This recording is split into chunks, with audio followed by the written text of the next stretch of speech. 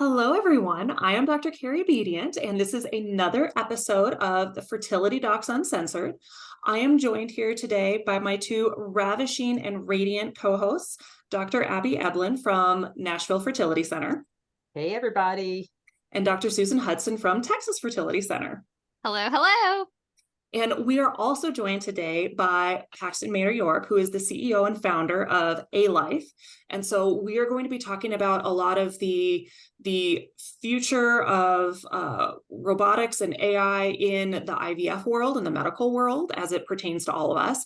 But as we were just chit-chatting ahead of time as we were getting ready to record, Paxton, you're picking up not a new hobby, an old hobby that you're picking up again, right?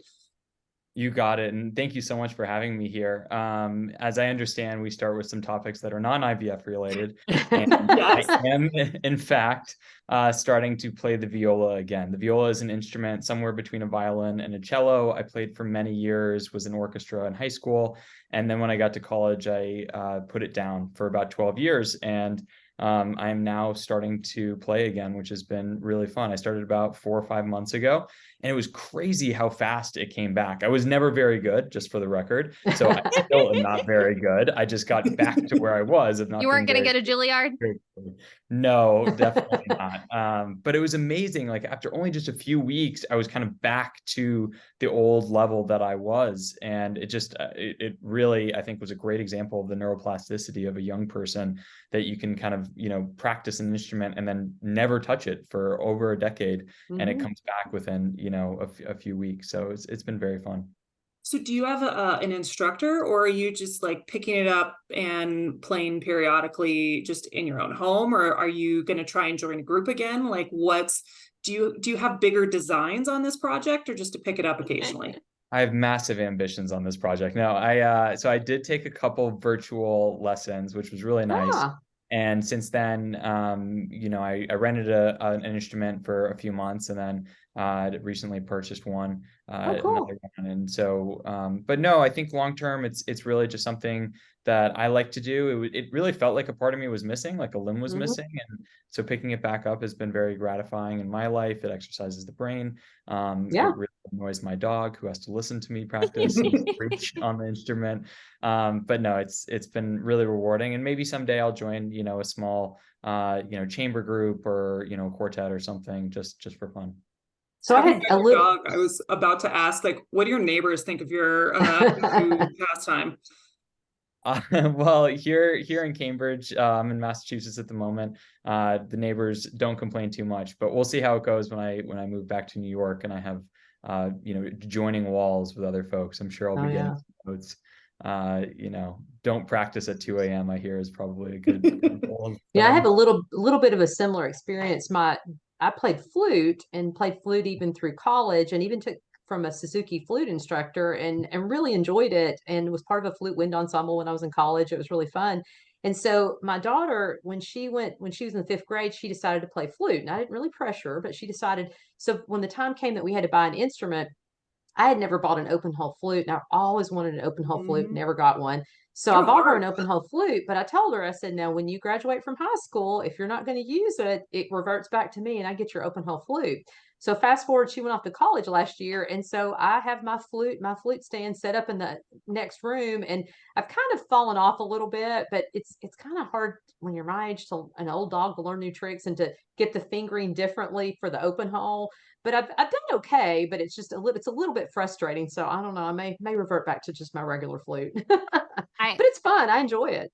I played French horn growing up, and 2 of my 3 kids ended up playing French horn.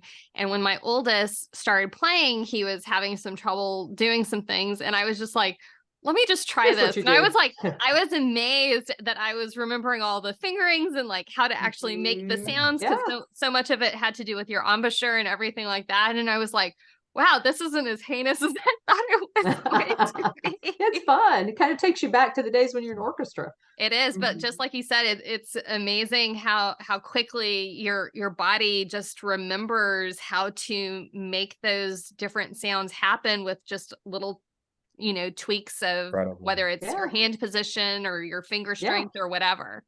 That's pretty phenomenal. All right. So Susan, what questions do we have today? All right. So here's our first one. Is there any impact on Botox Dysport injections during the trying to conceive or IVF journey? My husband and I have been trying to conceive for 2 years, and I just completed my egg retrieval procedure. Results for my PGTA testing come in the next couple of weeks, and praying I'll be able to do the FET prep soon. I understand getting Botox is a no-no during pregnancy, and the last time I got it done was about a year ago. I've been hesitant to get it again for fear it would have some negative impact, but I'd love to smooth out these forehead wrinkle lines if possibly, especially before FET. What do you think?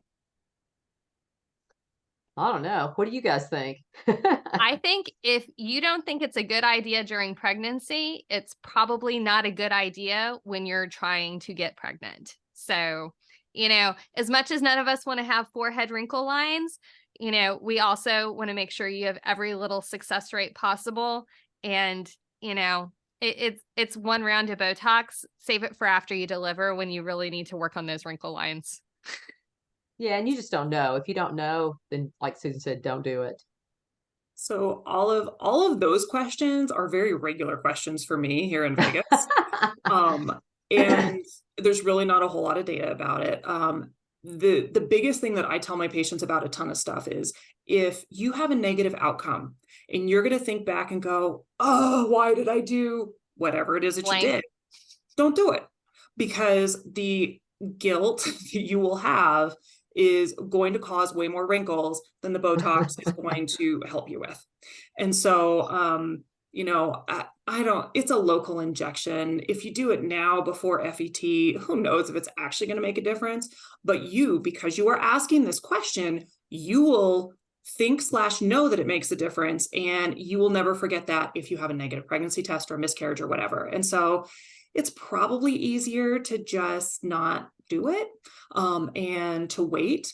And I guarantee you that the pregnancy glow that you're going to have is going to make you far more radiant than any Botox could ever get. And you're going to be fabulous. Sounds good. One more.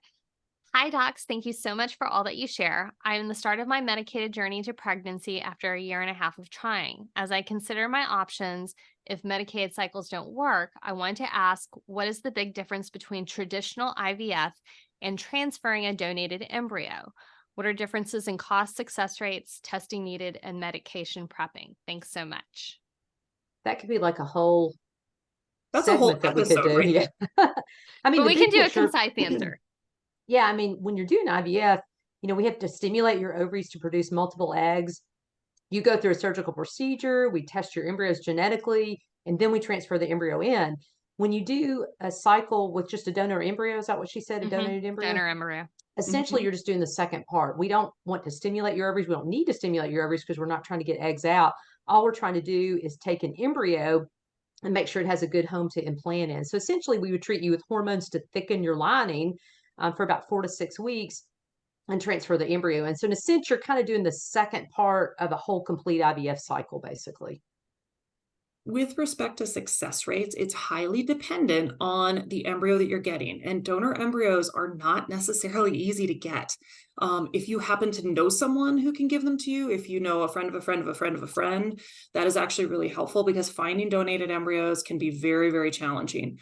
The quality and success rates that you will have is entirely dependent on the quality of the embryo that you're getting. So if you are getting an embryo from someone who had to use an egg donor and it was a, otherwise young, healthy sperm provider, then that's going to be a wildly different success rate than someone who's 41 years old, who made 3 embryos. She transferred 2, got 1 baby out of it, and decided she was good, and there's just 1 remaining. So knowing those criteria is really, really important. And what you get is what you get, because unlike a donor egg where you can say, I want a 5'8" blonde with green eyes and propensity for stringed instruments,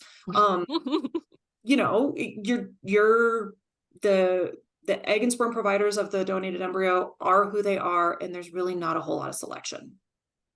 Price-wise, there's a huge difference. So generally speaking, realize with IVF, you're probably looking at spending, if you have no insurance coverage, probably around $20,000 to $25,000.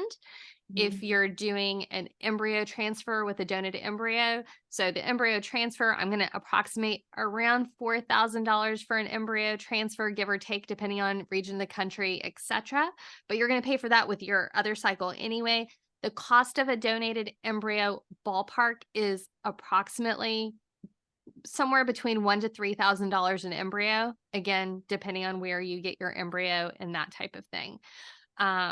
So, I think you are obviously have already opened your mind up to the possibility of donated embryo. Otherwise, you would have never asked the question. And a lot of it is a heart versus brain decision, is how the difference in giving up the genetics versus I can get potentially to a baby sooner. And then there is a significantly different cost issue as well. Absolutely. And we need to tag that one as a future episode right there. Absolutely. Yeah. All right. So we are joined by Paxton Maeder-York, who is the CEO and founder of Alife, which is, we talk to a lot of very bright guests on this show. You're kind of an intimidating one because of all of the technology that you know how to use and program and the way of thinking ahead. So in small words, please, can you tell us what Alife does and what you currently have to offer, and then we'll go into all the tangents that are going to come from that. Sure, absolutely. So Alife Health is really focused on bringing advanced analytics and artificial intelligence to the IVF sector. And before I go too deep in using any complex jargon, artificial intelligence, just for everyone's clarification, is really just computer enhanced pattern recognition. That's really all it is. And so what Alife does is we build software both for the clinic and for patients that leverage analytics and pattern recognition using computers to optimize and personalize care to try to reduce costs and increase your chances of having a baby at the end of the day. That's really the basis of the whole company. When we look at IVF as an industry, it's a relatively new area of medicine. It's one that's been growing very quickly and also developing in terms of the type of technologies that we have.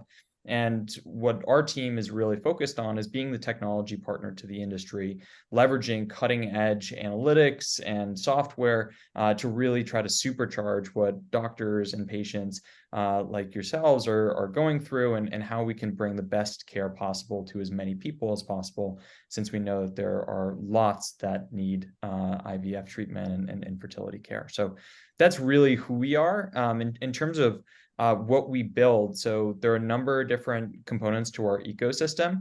We really think about it as who the major stakeholders are. So we have one tool that is focused on the clinician, the reproductive endocrinologist, and that helps optimize the starting dosage as well as trigger timing for ovarian stimulation.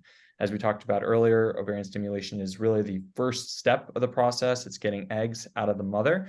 And using analytics and AI, we can increase the number of eggs that can be retrieved and decrease the amount of drugs that are typically used in that process, saving dollars.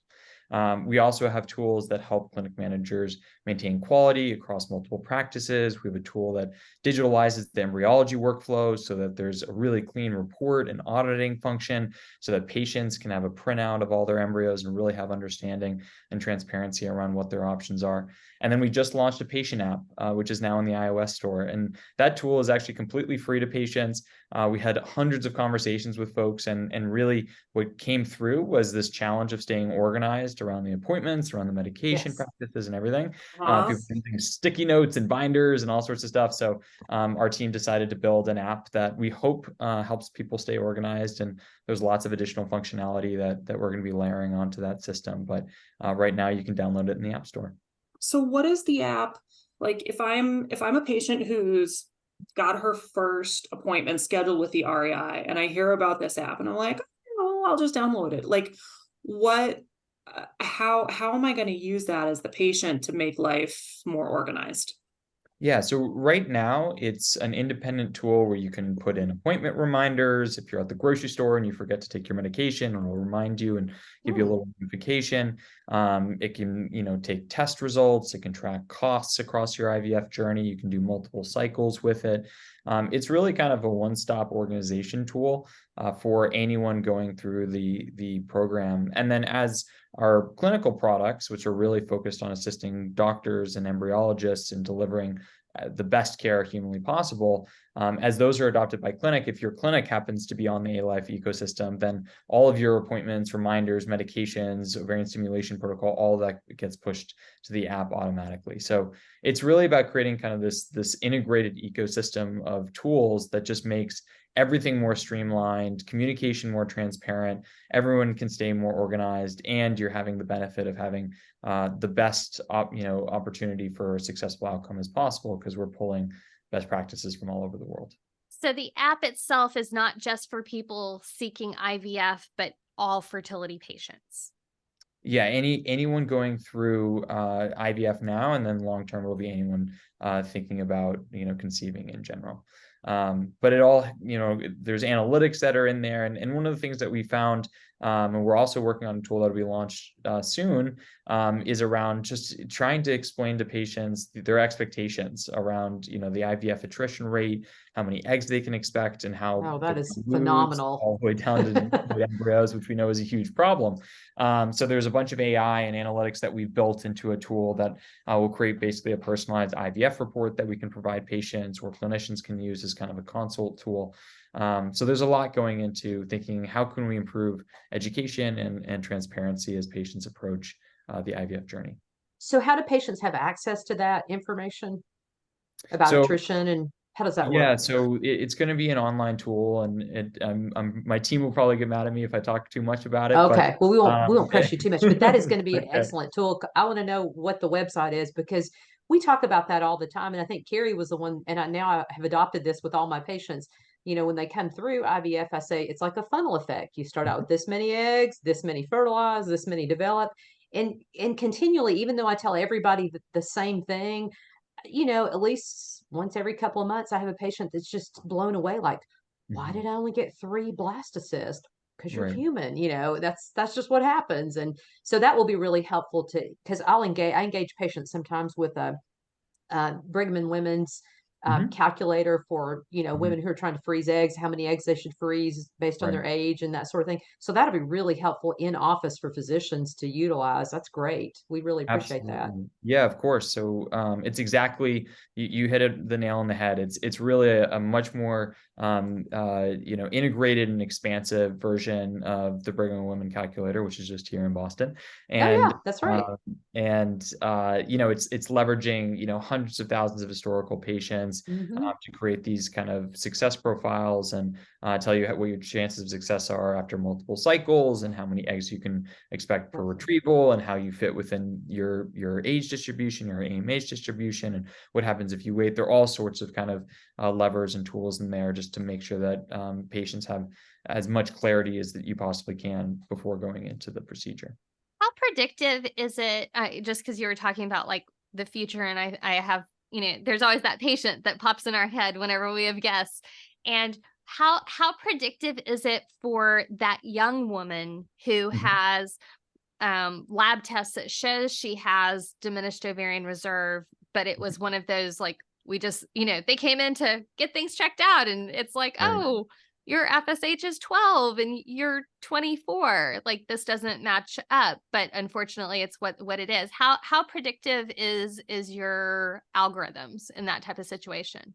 Yeah, so that's a great example of a patient who I think would benefit from a tool like this, because it's going to, one, give them much more of a comprehensive sense of what their chances are going through, and also where they fit within their criteria, right? You called out that you wouldn't expect those numbers out of a patient of that age. And so, for a patient or a clinician to be able to say, here's where you fit in this spectrum. It looks like you're unfortunately on the low end. Here are a couple of things that we can think about doing proactively around your fertility, so we can make sure that you have the best chances possible. Maybe it makes sense to do, a round of egg freezing at this point, or embryo freezing. All of that is kind of taken into account. And it's really wonderful that you guys talk about the IVF funnel today, because if you think about where it's, artificial intelligence and our clinical tools fit in, it's really at the top and bottom of that funnel right now. And we expect over time to fill in the middle. But, we have the embryo tool, which helps at the bottom of the funnel once you have kind of a couple blastocysts, which one do you transfer? And it takes into account the PGT results and the patient's meta parameters, as well as the lab grade, and kind of helps prioritize that transfer to increase standardization and improve success rates. And then also, that at the end of the day, you only have so many embryos to work with. What can we do at the top of the funnel to increase the number of eggs that are getting retrieved? Because we know that flows through the process. And so that's why we built the Stim Assist tool, which is really focused on getting patients more eggs.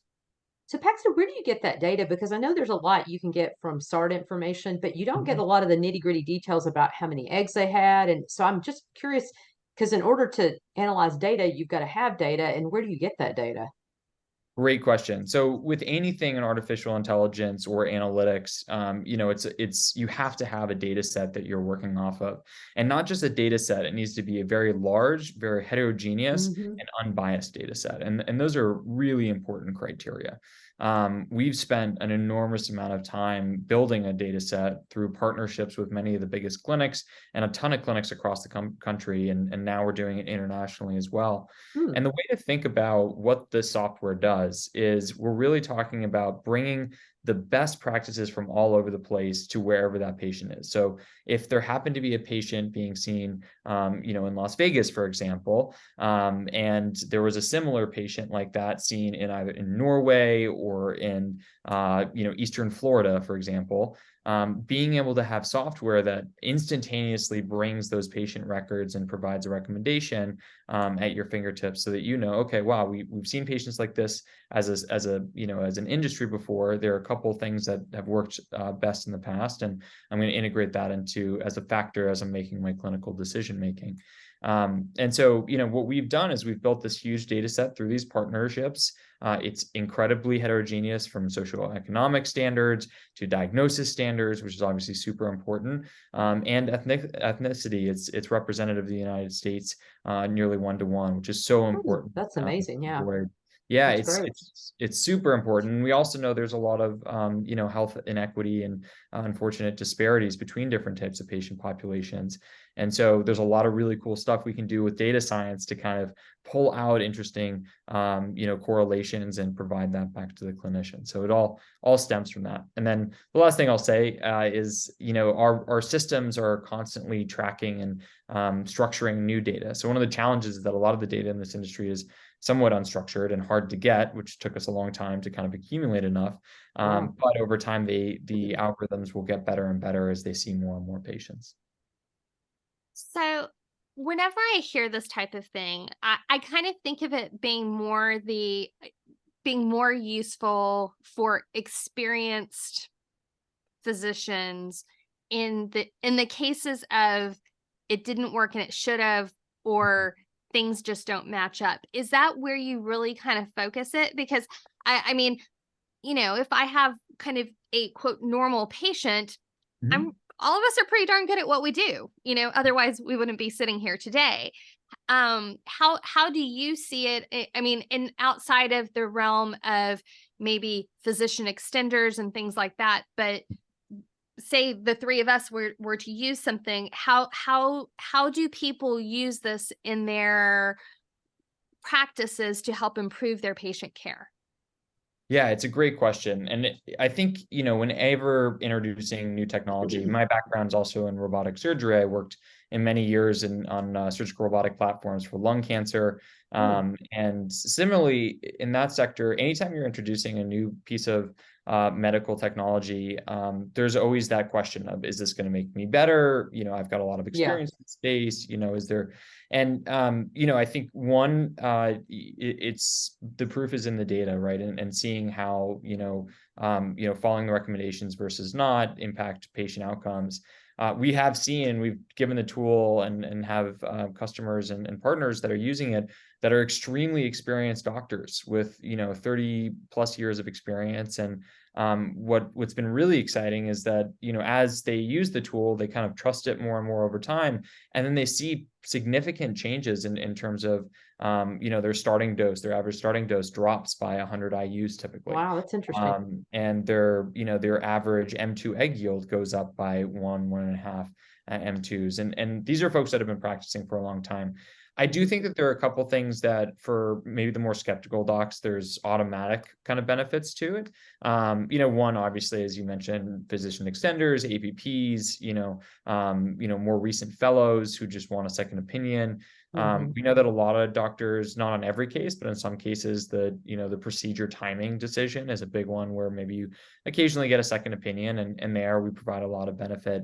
But I think one of the biggest areas is, just having, as you said, when a procedure may not go the right way or how the patient hoped, giving that patient the comfort that the optimal practice was delivered and the optimal treatment was delivered, can help retain patients and keep them from going across the street to another practice. Right. But ultimately, we published a ton of clinical studies. Like we're really rigorous about showing the benefit. And so, if you're ever interested, we'd be happy to give you the software and let you play around with it and try it out. And we've co-published with some of the kind of top docs and people in the space who do a ton of research, and it's been really exciting to see that happen. What are the I would love to have access to it. Send it my way. That'd be great. We'll get you signed up. No problem. Okay.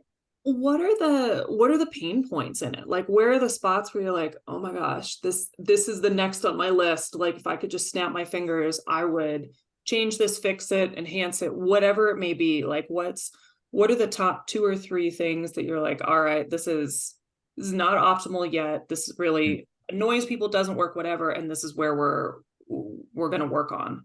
Yeah. Wow, that's a great question. So I would say it's, the first thing is just in general, it's an additional piece of software and it needs to be integrated with EMRs. And depending on what EMR people work with, some are easier to work with than others. Those integrations take time. If I had a magic wand, I would integrate it with all the EMRs tomorrow and just give it to everybody. So that would be kind of the first thing. I think the second thing is in general, the last thing we want to do is add burden to anyone's practice. And we know that you guys are extremely busy. Everyone in the staff is extremely busy logging onto another portal. Everybody hates doing that. So, long term, my hope is that all of these different softwares that everybody's using just get consolidated into one beautiful ecosystem. And I think that goes for the patients as well.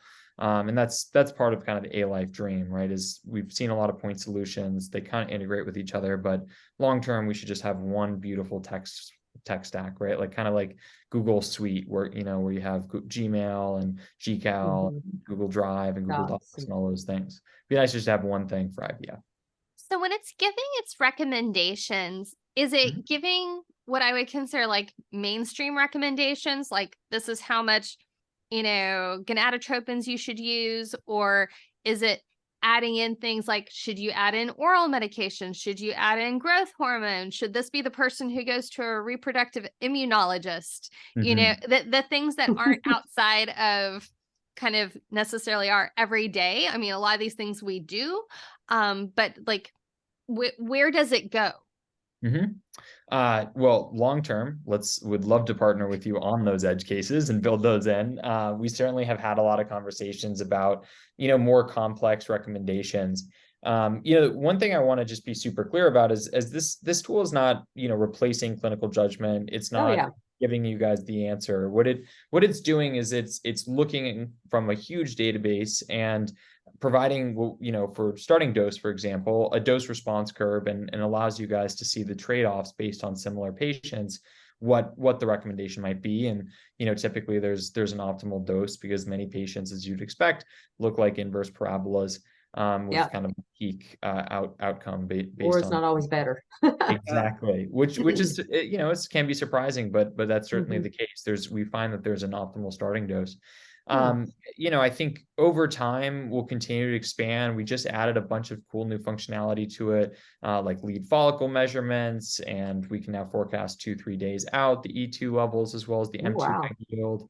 We're building a very cool tool around scheduling. So, understanding how to level load your practice and how many retrievals you're going to have a week out. And we're leveraging the analytics on the STEM side, which are proving clinical improvement, to also now help you guys understand, do I need an extra embryologist on this Saturday or not? So there's just kind of all this integrated software that we're building, but it takes time, and we're very lucky that we have extremely dedicated and focused team at Alife. A lot of people interacted or had to go through IVF themselves or are part of same-sex couples who are going to need them to start a family. So it's a very mission-oriented company.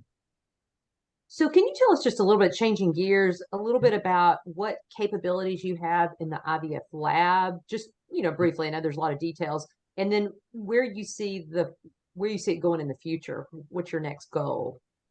Yeah, so in the lab, we've got our embryo assist tool, which is really focused on digitalizing the embryology workflow. So, we see a lot of times that people are, looking down the microscope on the ICSI microscope and writing down in pen and paper what the grades are, and then they have to put them in the EMR. We would like to eliminate those days. We have a tool that sits on the ICSI microscope. It's connected to the EMR on the internet. It takes images of the embryos. You can put in your lab grade, you can audit, you can put in PGT results, the fate. It's a kind of a command center for the embryologist. And all of that can automatically click a button, generate a report that can go off to the clinician. So you guys have real time. There's no delay in knowing the quality of the embryos. And then you can also automatically generate things that you want to share with the patient. So you can create an embryo report of whichever embryo, or this is the one that was just transferred. Here's just the photo of it, whatever you might want. And then baked into that is algorithms that help rank those embryos, right? And most of the time it's pretty straightforward, but there are corner cases where, the embryologist, whether they may be a more junior folk or not, may not always come up with the same grade. And so this is a tool that helps automate that. Long term, there's a lot that can be done in the lab. But we really focus on kind of the software and the analytics component. And also, making sure that we track. There's a tool called Insights, which is really for clinic management as we're seeing more consolidation. This helps track everything that's happening outcomes wise, blastocyst rates, everything in the lab as well as your clinic. And so you can set alerts. You can make sure that, let's say you have bad media or something may happen. It's not 6 months before you figure that out. It's, a couple of days you're seeing, dips in blast rates, and you say, okay, we got a problem. Let's go figure it out. And hopefully that can save a lot of time and pain down the line. Wow. There's a huge amount of things that can be automated. And I'm just imagining what practice is going to look like in 10 years when all we have to do is say, okay, I've got a 37-year-old with an AMH and an AFC and an FSH of this, that, and the other thing. And how have you seen it make any really dramatic recommendations? So let's say you've got somebody who's on their third IVF cycle and her egg retrievals have been pretty much on par with what you would expect. And her embryo results are, on par with what you would expect. Like they're not terrible. They're not great. She's still not pregnant. She still hasn't gotten where she is. Are there dramatically different recommendations that are made in those cases? Not typically. We haven't seen any like radically out of, dose at 800, IUs of FSH at the starting dose. I think what we typically see is that the tools are really helpful in helping to understand and create a baseline for those patients of what to expect. And I think where really the value, right? Like if you're continuing to go through one, that patient who may have unfortunately had a couple cycles that didn't go their way, by leveraging the AI, and you can think of it a little bit like Google, right? Like you're typing in a patient's parameters, and it's searching a database for a bunch of patients like them and giving you the results of what worked. Hopefully it gives them confidence that the best practices and the best, treatment recommendations were being made. And then, we know that there's tough conversations that happen after a number of failed cycles, right? Should we be considering donor? What other parameters can we change in this equation that, sorry, I'm a math and stats guy, that might result in a better outcome here. And so for those types of things, I think going back to the success predictor analytics tool for patients, like things like that can kind of assist in those conversations. But the shorter answer is no, we don't have any extraordinary measures component of the software that, tells you something crazy to do at the end of the day, because ultimately we want, to kind of converge towards the best practice for a patient like that every time. So you had just mentioned your success predictor. Is that part of the app or is that part on the physician side? So that part's is going to be launched on the website, but it's going to basically, there's going to be a clinician console tool version as well as a patient version. So, as you guys go through and are having those types of conversations, we can make it available to you and to assist in those discussions. And then, there's a lot of analytics built into the STEM Assist tool set too. And we've already seen physicians who are, having that conversation. It's the third failed cycle and, they're talking about starting dose. And we've already, done interviews where the clinician turns the screen around and shows them the curve and says, look, this is your curve. We've looked at 100 patients just like you. This is, how they all reacted. This is probably the right answer for your third cycle. And, this is the course of treatment we recommend. Do you have any data on the impact on the patient decision making? And that is a great question. I don't think we have anything quantitative at this exact point. And it would depend on which decision you're talking about, right? Are you just donor my own egg again? That would be really helpful information. I'm curious because we all have our way we explain diminished ovarian reserve and age and all those things.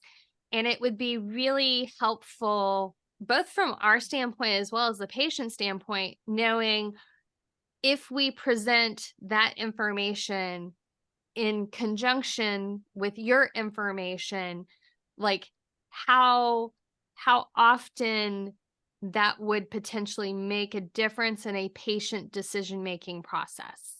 Yeah. Because it can be agonizing for patients to make that decision too. Yeah. That's one of the hardest decisions they ever make. Whereas if they saw data in front of them, I think that'd make a big difference. But I'm curious if it does, though. Well, we haven't run a study on that. And if you guys are interested in running a little study and collecting some data on it, we would love to publish it with you. I think going back to your earlier question around what does a practice look like in the long run, we're never going to be taking away jobs. If anything, we're just enabling more people to be physicians extenders and hopefully treat more patients at the end of the day. But where, really good clinicians make or break any, and you guys all know this, is around patient care and judgment. That's really what, clinicians are bringing to the table. And so, that decision is so difficult. I can only imagine having to go through that type of decision as a patient. And so, we're not here to replace what you guys are going to be doing in terms of helping patients navigate those difficult conversations. But to the extent that we can support you in those decisions and also providing some analytics or some data or some high-level statistics that are specific to that patient in that case, so they have that at their fingertips when having the discussion, we think that there's value to that. And again, we would love to do a study and see what it does to the patient decision-making process as they go through it. A good example of where I think that may be beneficial is a patient that I'm going to see tomorrow that's 44. Mm-hmm. She's had 3 children in the past that are now like 10, 12, 14, and she has a new partner, and he's 52, and she's coming to see me because she's had infertility for 2 years. So I think it'd be really helpful for somebody in that age group to really understand that, even though you were fertile 10 or 12 years ago, things change dramatically in that amount of time. And when you're 44, there's a big difference. And if you could see a curve of here's what happens to most people that go through, I think in that situation, that might help somebody. She's probably already thinking that, but if she sees data, I think that would be really helpful. It would save her a lot of time and expense doing treatments that are probably not going to be very effective. Yeah, 100%. I mean, we've got an incredible design team. And so, one of the challenges just in general, and I've faced this as I've gone through a little bit of the process myself, is just where all this information sits and how digestible it is, right? There's so much of it out on the internet and Facebook and Reddit and, random blogs and all sorts of stuff. And even those types of statistics or curves, you can Google image them and they're very difficult to digest, and it's unclear how that pertains to you and where you specifically fit. So a lot of those problems are things that our team is working really, really hard on. And how do we provide that information, not just specific to that patient, because that's, the first thing you have to do, but to make it, very digestible and clear so that, it can help them understand where they sit in their fertility journey and maybe inform some of the decisions they may be making about either not waiting so long to go and see an infertility specialist or, considering, a different path for expanding their family or whatever it might be. Do you think any of these technologies are going to take the place of some of the physical procedures in there? I mean, you've got a robotics background, robotic surgery background.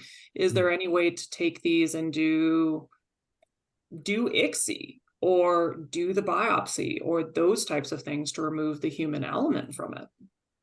I think long term, yes. And there are a number of companies out there that are working on kind of lab in the box, functionality and capabilities.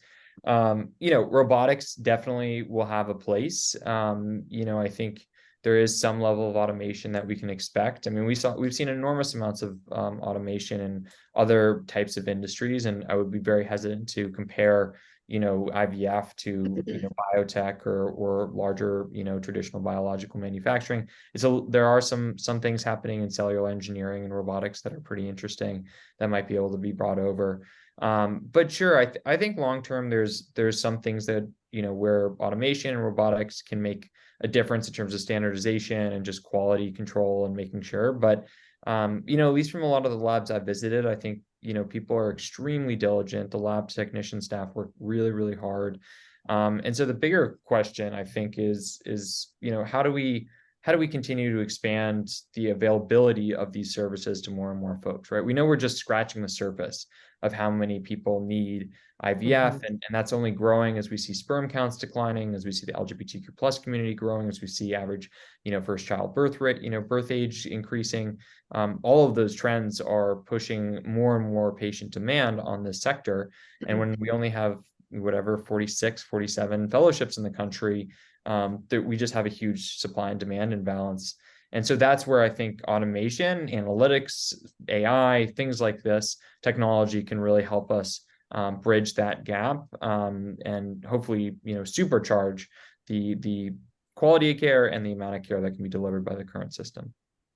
If I had a wish for the future, I'm thinking about things in the future that would be really helpful. And this is a little bit out of what you do, but I think you probably have a computer engineering background.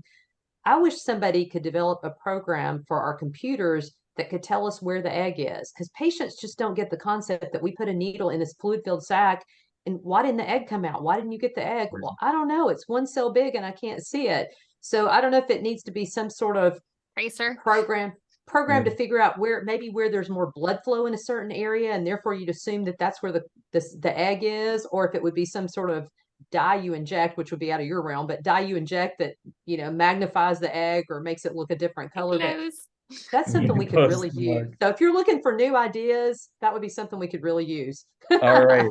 It's great to hear. Yeah. I mean, there's certainly a lot we can do, in terms of image recognition and seeing if there's ways we could pick up signal from the, transvaginal ultrasound with the needles. Yeah, it had to be you like could even see where like the concentration of granulosa cells are. Yeah, or where it's denser I'm fluid. sitting here like going through like robotics in my mind. I'm like, because I think of my embryology reports and it's like, oh, egg had little resistance or had lots of resistance, and like I'm like, seriously, like it would be neat just to have a measurement. Quantify What is that. normal resistance, and just, and again, we think we are so advanced and we are so young as a subspecialty, and there's so many exciting things that are going to happen over the next 50 years that we cannot even fathom. I mean, seriously, it's so exciting, and it's exciting to have people like you involved in the process to make these dreams come true. Make it work. Yeah. Really Thank you so much for joining us today. We appreciate it. Thank you very much for having me. It was a lot of fun. I hope you guys will have me back sometime in the future. We would love to. Absolutely. So to our audience, thank you so much for listening, and be sure to tune in next week for more. Make sure you register for the conference in New Braunfels. It's on October 28th. We would love to see you. We have an action-packed day with specialists from all over the country, everyone from OBGYNs to REIs to nutritionists to acupuncturists, financial, all of the big areas. So come and see us and hang out with us. You can also visit us on fertility.uncensored.com to submit specific questions. All questions will be answered on our podcast for the Ask the Doc segment. Or we'd love to hear episode ideas. Leave those for us too, and we'll talk to you soon. As always, this podcast is intended for entertainment and is not a substitute for medical advice from your own physician. All right, we'll talk to y'all soon. Talk to y'all later. Bye.